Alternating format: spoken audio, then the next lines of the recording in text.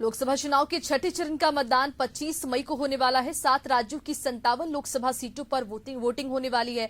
वहीं उत्तर प्रदेश के अंबेडकर नगर जिले में 25 मई को चुनाव होगा, जिसे लेकर सरगर्मियां धीरे धीरे अब बढ़ने लगी है और आरोप प्रत्यारोप का दौर भी जारी है, जिसको लेकर हमारे संवाददाता ने जिला अध्यक्ष वरिष्ठ भाजपा नेता त्र्यंबकम तिवारी से खास बातचीत की है। आइए सुनते हैं।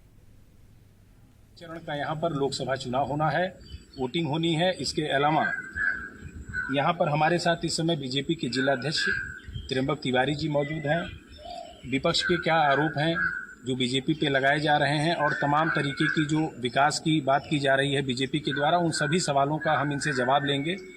नमस्कार त्र्यंबक तिवारी जी, एक चीज़ ये बताइए कि सबसे बड़ा सवाल ये है कि जो बार बार विपक्ष ये कह रहा है कि हम अगर नहीं आते हैं, अगर बीजेपी आ जाती है तो संविधान से खिलवाड़ करेगी, संविधान को बदला जाएगा। ये आपको लग रहा है कि विपक्ष ये जो दावे कर रहा है बार बार जनता के बीच में, तो आपको क्या लग रहा है, आप लोग संविधान वाकई में बदल देंगे इस बार आएंगे तो? देखिए, विपक्ष फ्रस्ट्रेशन में है, कोई मुद्दा उसके पास रह नहीं गया है, तो जनता को बरगलाने के लिए कुछ बोलना है। रही बात संविधान बदलने की, तो विपक्ष ने इतने वर्षों तक बाबा साहब के संविधान को कश्मीर में लागू नहीं किया। मोदी जी की सरकार आने के बाद कश्मीर में संविधान लागू किया गया, तो हम संविधान बदलने वाले नहीं, हम संविधान को लागू करने वाले हैं। दूसरा, धारा 370 और राम मंदिर जैसे बड़े मुद्दे हमने कर दिए कि संविधान में जो कुछ करना था तो पहले ही कर किया जा चुका होता। ये केवल विपक्ष का आरोप है, फ्रस्ट्रेशन है, ऐसा कुछ नहीं है। हम लोग बाबा साहब के संविधान में पूरी आस्था रखते हैं और उसी के अनुसार काम कर रहे हैं और करेंगे। अध्यक्ष, एक चीज़ ये बहुत बड़ा सवाल विपक्ष बार बार उठा रहा है कि आप लोग जो राजनीति कर रहे हैं उसमें विकास के जो दावे आप लोग करते हैं कि ये विकास किया गया है, ये चीज़ें हुई हैं, तमाम तरीके की सुविधाएं हुई, रोजगार हुई, तमाम मुद्दों पर आप लोग जो बात कर रहे हैं, विपक्ष उसको कहता है सीधे सीधे कि ना रोजगार है, ना कोई विकास हो रहा है, सिर्फ एक जुमलेबाजी हो रही है। आपको क्या लगता है कि ये जो दावे हैं और जो विपक्ष लगातार इस तरीके के आरोप लगा रहा है, उसमें कितनी सच्चाई है? क्या आपको लग रहा है कि वाकई में आप जो कह रहे हैं वो धरातल पे भी आपको दिख रहा है? केवल अंबेडकर नगर की बात कर लीजिए, विपक्ष के दावे कितने खोखले हैं। अंबेडकर नगर में 2 इंडस्ट्रियल कॉरिडोर, एक कटका में, एक बेवाना में आया है।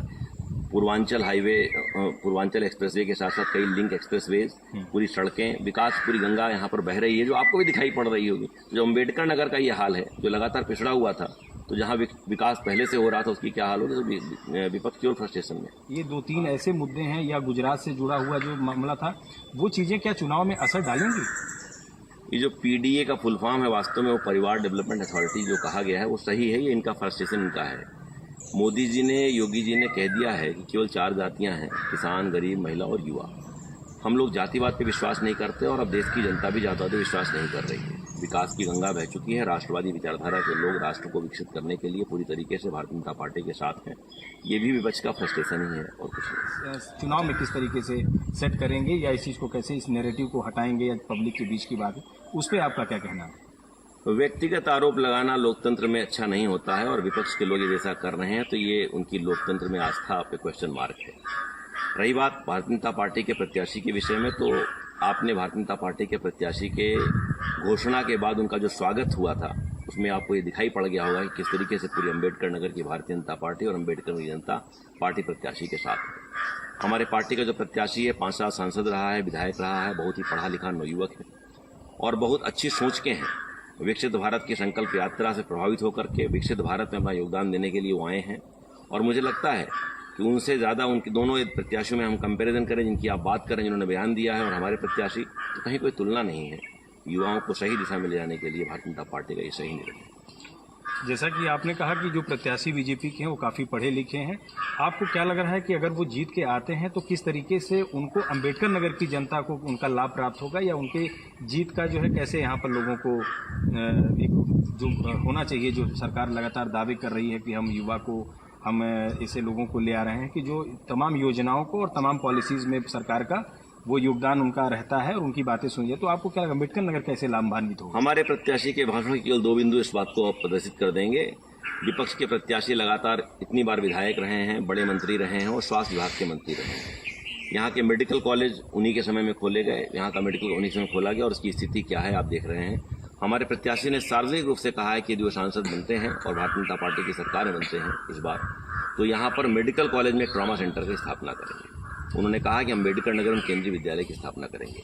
तो चिकित्सा और शिक्षा के संबंध में उनके दो वक्तव्य मुझे लगता है कि उनकी सोच को प्रदर्शित करते हैं। लेकिन अध्यक्ष जी, सवाल यहाँ पर इस बात का उठता है, आपने कहा कि उन्होंने समाजवादी पार्टी के प्रत्याशी जब मंत्री थे तो उन्होंने यहाँ पर मेडिकल कॉलेज स्थापित किया था, लेकिन पिछले जो है अगर देखा जाए तो 10 वर्षों में सरकार आपकी है, आखिरकार वो इतना पिछड़ा क्यों रह गया? क्या उपेक्षित था कि बीजेपी उसको इस उपेक्षा की नज़र से देख रही थी? क्यों आखिरकार उसको जो है उपेक्षा कर, सरकार तो आपकी थी, तो आखिरकार आप लोगों ने उसको डेवलपमेंट क्यों नहीं किया? कि उन्होंने बनवाया था इसकी वजह से उपेक्षित हुआ वो? नहीं, ऐसा है कि उन्होंने जब बनवाया था तो उन्होंने इसमें कुछ टेक्निकल ऐसे पॉइंट्स रखे हैं, इतना 85% रिजर्वेशन का या कुछ कॉन्सेप्ट इस तरीके से है, मैं उसकी टेक्निकलिटीज को नहीं जानता हूं। और दूसरा, यहाँ पर जो भी डिप्लॉयमेंट किए गए वहाँ पर उनका इतना प्रभाव है, उस प्रभाव के कारण कहीं ना कहीं उस मेडिकल कॉलेज का ग्रोथ नहीं हो पाया है। और वैसे भी हमारी सरकार रही, लेकिन यहाँ पर हमारे अम्बेडकर नगर में 5 विधायक हमारे नहीं रहे, सांसद हमारे नहीं रहे। और जब निचले स्तर पर कहीं विधायक या सांसद नहीं होते हैं तो सरकार की नीतियों के क्रियान्वयन के लिए या सरकार की चीज़ों को ऊपर ले आने के लिए, उनकी समस्याओं को बताने के लिए जो कड़ी होती है वो विधायक और सांसद ही होते हैं। तो यहाँ पर मुझे लगता है उस कड़ी का अभाव रहा, इसलिए ऐसा हुआ होगा। एक अंतिम सवाल इस बात का है कि अध्यक्ष जी, आप अपना किसको प्रतिद्वंदी मान रहे हैं इस जिले में?